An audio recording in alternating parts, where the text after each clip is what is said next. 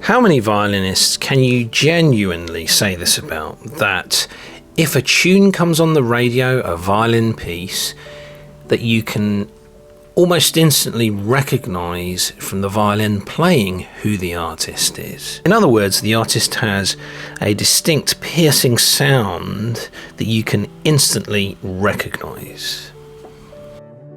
I can think of but a handful of such violinists who, if their music came on the radio, you would instantly recognize them. Kreisler, Heifetz, without doubt, with his tinny sound and voluptuous vibrato. Mischa Elman, perhaps Ricci, especially if he was playing Paganini. Menuhin, or maybe Campoli. Perhaps you can think of some other violinists who you would instantly recognize if you heard them on the radio. Let me know in the comments. Now, Milstein, Nathan Milstein, is definitely one such violinist. And how could we describe his sound in a nutshell? Well, I would describe it as Mercurial. And I would describe him as an aristocratic player. So Mercurial, silvery, aristocratic playing. Let me know how you feel about Milstein's sound. Indeed, Russian Jewish player Milstein is widely regarded as one of the greatest violinists of all time. And why I would say that he's aristocratic, his playing quality aside, why I feel like he's a gentleman, is just from an experience related to me by my teacher, Ron. Now, there was a long queue following a recital of people who wanted Milstein's autograph. And you could see that Mr. Milstein's patience was just about wearing out. He'd signed that many programs that he'd almost had enough. But my teacher thrust forward his notepad and said, "Mr. Milstein, I've waited 30 years for your signature." To which Nathan Milstein obliged and signed his notebook. A true gentleman. And if you watch the documentary programs by Christopher Newpin, I think it is, that are easily accessible on YouTube about Nathan Milstein, you'll get that sense as well of an aristocratic, gentlemanly, a kindly individual. In fact, when I used to see pictures and videos of Milstein, I used to wonder if he was a little bit on the cold side, but having watched the documentaries of him, hearing him speak, I've got to say that my opinion of him has changed, and he just genuinely seems like a warm sort of guy. One thing we could say about Milstein that really stands out, some violinists knew exactly the right time to retire. We can think of Heifetz in the early 70s when he knew he was still at the peak of his powers, but he was about to deteriorate, or he was afraid he was about to deteriorate, so he stopped before that happened. Other violinists who perhaps carried on a bit too long, like Ruggiero Ricci or Yehudi Menuhin, and their playing was noticeably below their highest standard, although we're perhaps grateful that they did, because it means people were able to see them for longer on stage and hear them playing. But Milstein stands out as an amazing example of a guy who went really far without his playing deteriorating. We could say well into his 80s, he was still playing amazingly well. So indeed, longevity in playing is a standout feature of this violinist's life, and in fact, he perhaps could have even gone on even longer had he not suffered an injury to his left hand that forced him to finally stop playing professionally. Some highlights then of Nathan Milstein's life. In 1904, he was born in Odessa, Ukraine. In 1916, began lessons with Leopold Auer. In 1921, he toured Russia with Vladimir Horowitz. In 1929, he made his US debut with Leopold Stokowski. In 1932, his UK debut took place with Malcolm Sargent. In 1948, he recorded Columbia's first 12-inch microgroove LP, the Mendelssohn Concerto with Walter. In 1968, he received France's Legion of Honor decoration, and in 1975 he was awarded a Grammy for his Bach sonatas and partitas. In 1987 he gave his final performance aged 83 in Stockholm, and in 1992 died in London aged 88. Let's go back to the beginning then. Milstein was a Jewish prodigy from Odessa, born in 1904. He came into the world 3 years after Jascha Heifetz and 4 years before David Oistrakh. He was the last active member of the early great crop of our pupils, a group that included Misha Elman, Ephraim Zimbalist, Jascha Heifetz and Tosha Seidel, amongst others. Milstein says, "I started to play the violin not because I was drawn to it, but because my mother forced me to." Those beginnings were in 1907. Milstein's mother recognized Natan's early interest in music and forced her young son to take violin lessons, hoping it would keep him out of trouble. Throughout his life, Milstein would be known for spending many of his waking hours with his instrument, keeping his violin about his person. His friend Gregor Piatigorsky wrote, "I only rarely found him without the violin in his hands."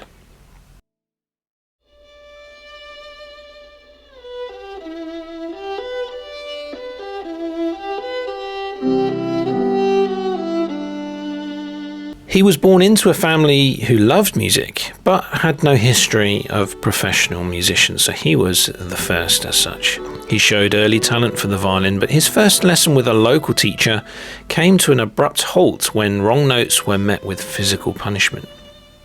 He began his formal training with Piotr Stoliarsky, aged 7, at the music school of Odessa, who was the celebrated teacher of David Oistrakh.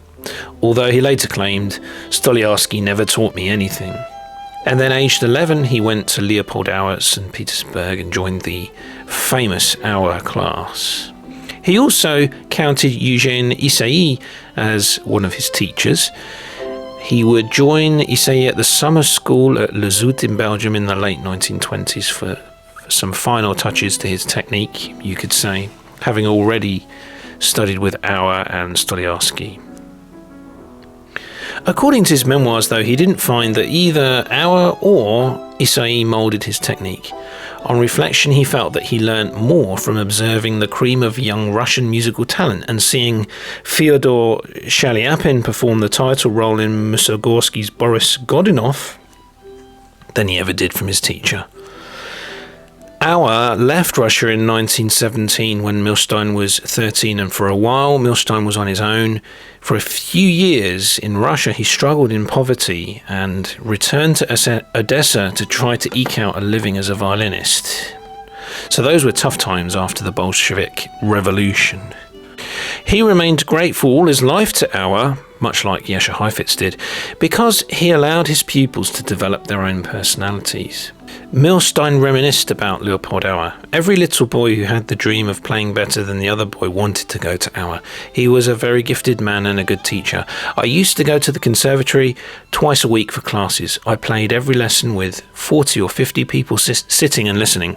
2 pianos were in the classroom and a pianist accompanied us. When Auer was sick, he would ask me to come to his home. He mentioned in his documentary Nathan Milstein in Portrait to director Christopher Nupin that he learned almost nothing from Issai but enjoyed his company enormously. In a 1977 interview printed in High Fidelity, he said, "I went to Issai in 1926, but he never paid any attention to me. I think it might have been better this way. I had to think for myself." Despite the social and political chaos of the post-Bolshevik revolution and the era that followed, Milstein was engaged for concerts arranged by the Ministry of Education in and around Odessa, and in 1920 made his solo orchestral debut playing Glazounov's concerto under the composer. I believe that Heifetz had earlier performed this concerto also under the baton of the composer himself. Anatoly Lunacharsky, then Commissar of Fine Arts and Education, wrote a glowing review in a Moscow newspaper which brought about many further engagements. "Although they made a great deal of money, there was nothing to spend it on. We gave it to the beggars who sat on every corner. remembers Milstein. They soon got to know us and waited for our money. In 1921 or 1922 thereabouts, Milstein struck up a friendship with pianist Vladimir Horowitz. Soon the two young musicians were promoted by Soviet Cultural Commissar Anatoly Lunacharsky as children of the revolution and sent abroad to show off the new nation's artistic accomplishments. Horowitz had been to the Conservatoire in Kiev. Milstein and Horowitz never looked back. They toured Europe and South America and in 1929 made a debut in Philadelphia in the USA. There, a critic captured his playing perfectly. Above and beyond his prodigious technical equipment is a brilliant mind, moulding the music into a coherent and symmetrical whole. For the next 50 years, Milstein enjoyed an elite solo career. Milstein considered this as a landmark in his musical life. I didn't know that I'd never go back. I didn't run away. I left with a Soviet passport and just never returned. But really and truly, he defected. Their greatest success was in Spain, followed by a tour of South America where they gave some 56 concerts, performing every 2 days. It was a very good life. In the late afternoon, we would play bridge and sometimes spend the whole day in the mountains, returning to the hotel half an hour before the concert. We never worried about performances. Today, I can't eat lunch if I have to play in the evening. These are Milstein's words during an interview. And became an American citizen in 1943. After World War II, however, he was based in London and Paris. In 1948, his Mendelssohn Concerto performance became the first ever long-playing record. In 1975, he won a Grammy for his solo Bach. He settled in London and lived there until his death, but as a leading international soloist, appeared in almost every country in the world and made hundreds of recordings. Next, let's talk a little bit about Nathan Milstein's technique and sound. Whereas Heifetz's sound had an incredible edge and excitement to it, Milstein possessed a smooth and rich tone, not unlike biting into a delicious chocolate or touching a sensual piece of velvet, as one writer described it. Although his sound was not huge as compared with many of today's violin virtuosos, it nevertheless soared above and penetrated through all symphony orchestras. Milstein's tone production, which was refined, focused and pure, was proof that it is not necessary to possess a thick, colourless sound in order to project and fill a 2,000 or 3,000 seat concert hall. Milstein always insisted that anyone could acquire the basics of mechanical technique with sufficient practice, and that the real work and inspiration began with developing a unique, expressive sound world.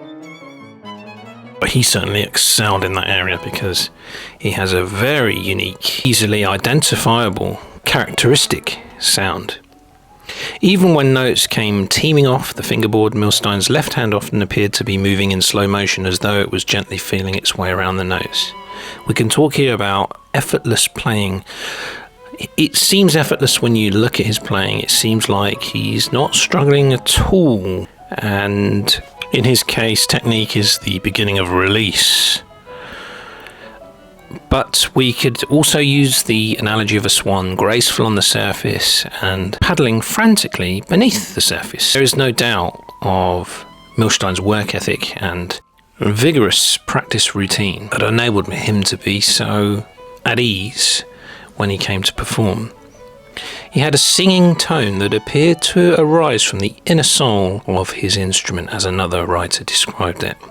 He never used shoulder rests or pads, old school in that sense. Like many of his peers of that time, they didn't bother with the shoulder rests. And he also believed in bowing primarily from the shoulder with minimal wrist motion. His intonation was on a par with Heifetz, his fast passages stunningly clear, and his spiccato and ricochet almost startlingly articulate. His on-the-string bowing tended toward a certain fullness of articulation. He did not use an up-bow staccato even where called for in the music. In fact, that's the only weakness I think that we can really highlight on Milstein's part. part because he had full mastery of the technique, but did not like staccato. So I don't think you'll find a recording of him tackling the horror staccato. Let me know if you do manage to find one, but I very much doubt it. His self-effacing artistry and unflappable stage presence could create the impression of slight aloofness, true of other poker face players of the time as well. His refusal to play to the gallery and restrained eloquence of voice thrilled aficionados of great violin playing, but often gave musical sensation seekers nowhere to go. Maybe that is the Russian style from that period, but to be honest, I think a lot of the other European players of that period were the same. They were poker face, and they really let their instruments sing without putting on a display, prancing around on stage, we could say, as we see in some modern players.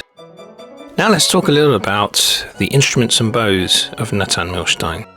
In 1934, Milstein acquired the 1710 Dankler Stradivari.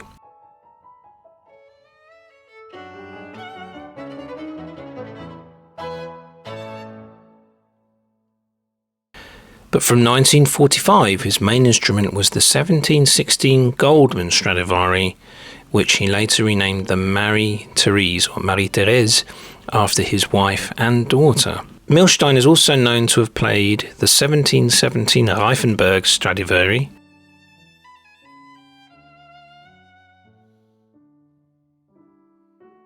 and the 1727 Milstein Guarneri del Gesù. His favourite bow was the Milstein François Tourte, made in Paris around 1812. Just flashing up on the screen some recommended recordings of Nathan Milstein.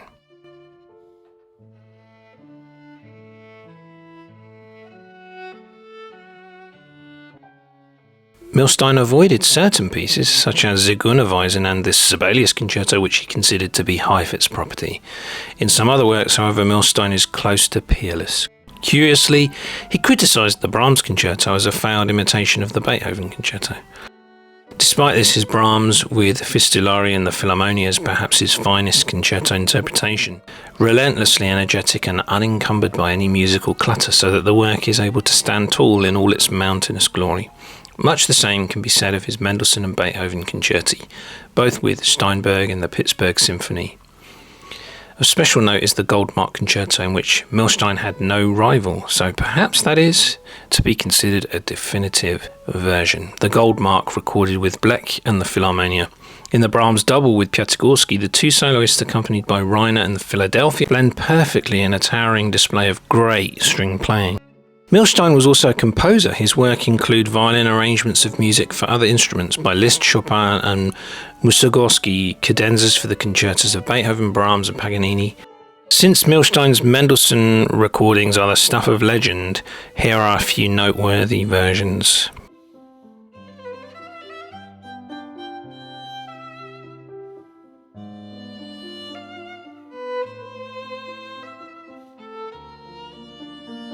And what stand out to me in particular are his arrangements of the Nocturne by Chopin,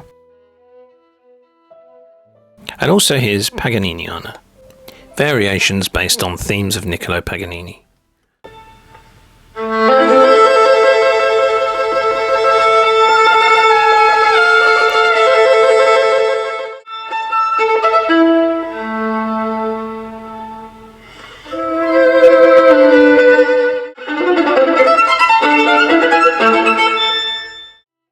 Nathan Milstein's family.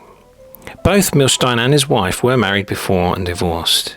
But when Therese Kaufmann met Nathan Milstein and they married in 1945, it seems like it was a marriage made in heaven, and they seemed to be compatible. And together they had one daughter, Maria Bernadette. They had 4 grandchildren. Therese passed away in 1999 at the age of 83, so she outlived Milstein by some 7 years. In Nupin's documentary, his wife says that she never had a dull moment with Nathan Milstein. She also speaks highly of his character, saying that he hated gossiping about others and that she'd never known him ever to be capable of uttering a lie. What about Milstein, the teacher? He would pass on to his pupils the advice that Auer gave to him as a young boy. Don't practice with your fingers, practice with your head.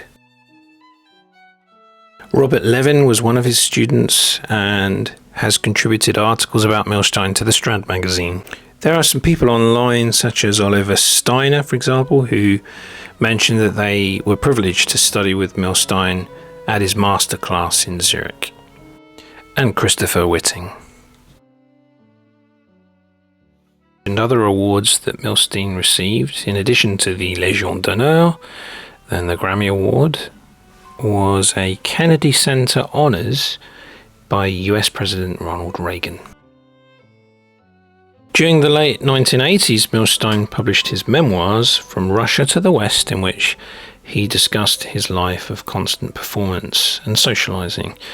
Milstein discusses the personalities of composers such as Alexander Glazunov, Sergei Prokofiev, Sergei Rachmaninoff and Igor Stravinsky, and conductors such as Toscanini and Leopold Stokowski, all of whom he knew personally.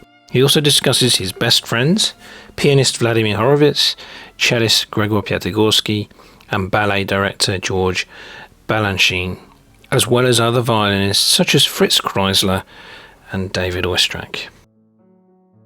He also mentions Heifetz. Apparently, Heifetz was the first performance that he attended. Heifetz must have been a young boy, and Milstein a little younger.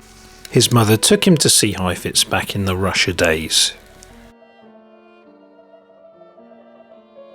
Milstein remained active right up until his death, and divided his time between his homes in Paris and London, giving masterclasses each year in Switzerland. A recital he gave in Stockholm in June 1986, one of his last performances, was recorded in its entirety and shows the remarkable condition of his technique at age 82. A fall shortly afterward, in which he severely broke his left hand, sadly ended his career. With the passing of Nathan Milstein in 1992, he died of a heart attack. The era of great Russian violin playing came to an abrupt end. He was one of the 20th century's greatest exponents of the violin, and although there are many fine violinists appearing before the public today, few, if any, begin to approach the purity, simplicity and elegance of Milstein's patrician art. He was placed on this earth to play the violin.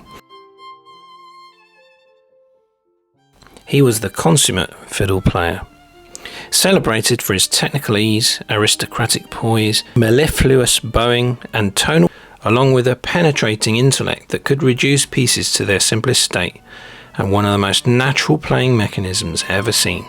In his day, Milstein was considered, along with Hendrik Schering, one of the great Bach players. A lyrical delight is his own arrangement of Liszt's Consolation No. 3.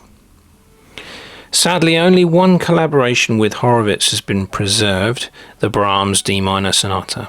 Despite recording balance issues, it is an extraordinary performance. Nathan Milstein's effortless nonchalance with which he achieves sophisticated technical feats is amazing. He apparently never enjoyed a work in quite the same way twice, and when he reviewed his old recordings, he felt that he had developed in the direction that the music required. He can in fact be hailed as one of the select few who are profound interpreters as well as dazzling virtuosi.